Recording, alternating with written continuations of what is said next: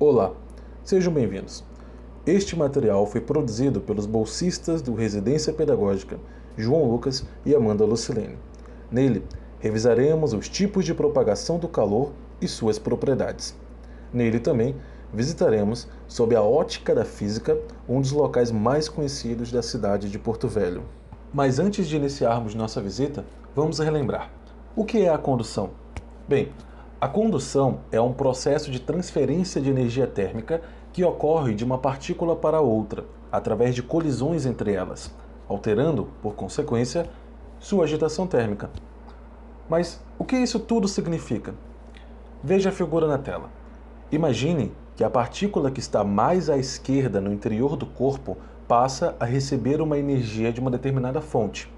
Essa partícula, então, começa a se agitar, se movendo de uma forma caótica.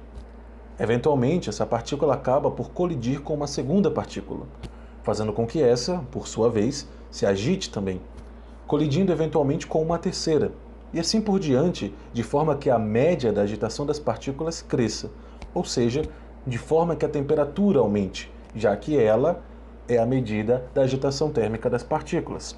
Para entender melhor o processo de condução, vamos recorrer a um experimento. Nele, podemos ver uma vela acesa que funciona como fonte de calor. Vemos também uma barra composta de dois materiais diferentes, um marrom e outro cinza. Há duas velas grudadas na parte inferior de cada material.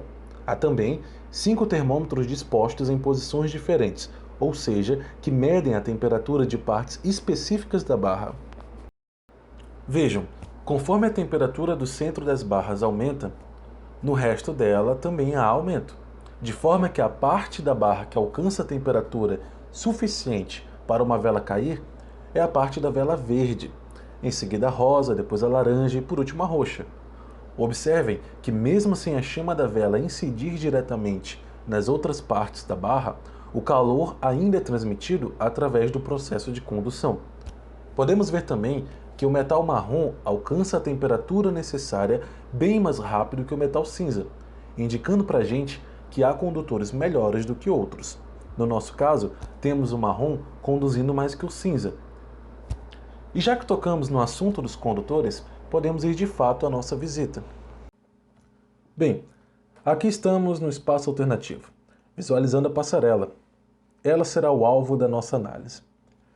Cada material possui uma certa capacidade de conduzir calor, e isso depende basicamente da forma como as ligações internas se dão nas estruturas atômicas. Os que têm grande capacidade de conduzir calor são chamados de bons condutores. Quem possui baixa capacidade são chamados de maus condutores. E os que não conduzem, ou pelo menos têm uma capacidade muito baixa, são chamados de isolantes térmicos. No geral, os metais são bons condutores, pois possuem elétrons livres nas camadas mais periféricas, que conseguem propagar a energia através das colisões. Enquanto que nos maus condutores, a madeira, por exemplo, tem esses elétrons comprometidos em ligações que não permitem essa característica dos bons condutores. A passarela possui uma estrutura metálica que se caracteriza como boa condutora. Ou seja, quando há uma fonte de calor, as partículas da passarela se agitam, transmitindo essa energia para a estrutura toda, a aquecendo de forma completa. Lembrando que isso não indica necessariamente que teremos a mesma temperatura em todas as partes da passarela. Os mais atentos perceberam que se tem uma fonte de calor. Mas que fonte de calor seria essa capaz de aquecer toda a passarela? Essa fonte é justamente o Sol, que age através da irradiação ou radiação térmica, que é uma forma de propagação de calor na qual a energia térmica se transmite através de ondas eletromagnéticas. No vídeo, podemos perceber que os raios solares estão incidindo no metal, sendo que nesses locais há aumento da temperatura da estrutura. Mas veja, como podemos ver no vídeo, há pontos em que estes raios solares simplesmente não incidem. Mas mesmo sem a incidência dos raios nessa parte da estrutura, ainda há aquecimento, justamente por conta do processo de condução, em que as partículas vão colidindo umas com as outras, aumentando a agitação delas e, por consequência, aumentando a temperatura da estrutura. Essas ondas conseguem se propagar no vácuo, de forma que a irradiação ocorre também no vácuo, diferente da condução, que já falamos aqui, e da convecção, que falaremos a seguir. Diferente da forma como apresentamos a condução e a irradiação, não iremos recorrer a nenhuma visita para compreender a convecção, e sim a exemplos do cotidiano. Primeiro, vamos pensar em uma panela que possui água em seu interior e que está sujeita a uma fonte de calor, nesse caso, a chama do fogão.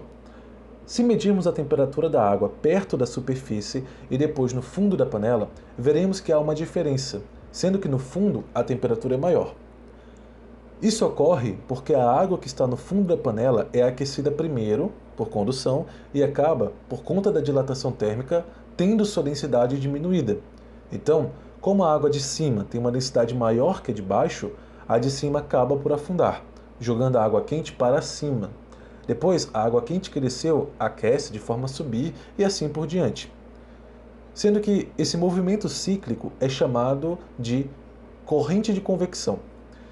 Esse processo é chamado de convecção, que é a propagação do calor, onde a energia térmica ocorre graças à movimentação das partículas. Para o entendimento ser completo, podemos pensar na geladeira e como ela mantém a temperatura próxima da uniformidade. Nela, assim como na panela, o ar frio, que é mais denso, desce do congelador, fazendo o ar quente subir para o congelador, onde, por sua vez, tem sua temperatura diminuída e assim o ciclo continua, de forma que a temperatura da geladeira é mantida. E essa foi nossa revisão a respeito das formas de propagação de calor. Muito obrigado por assistir e até a próxima.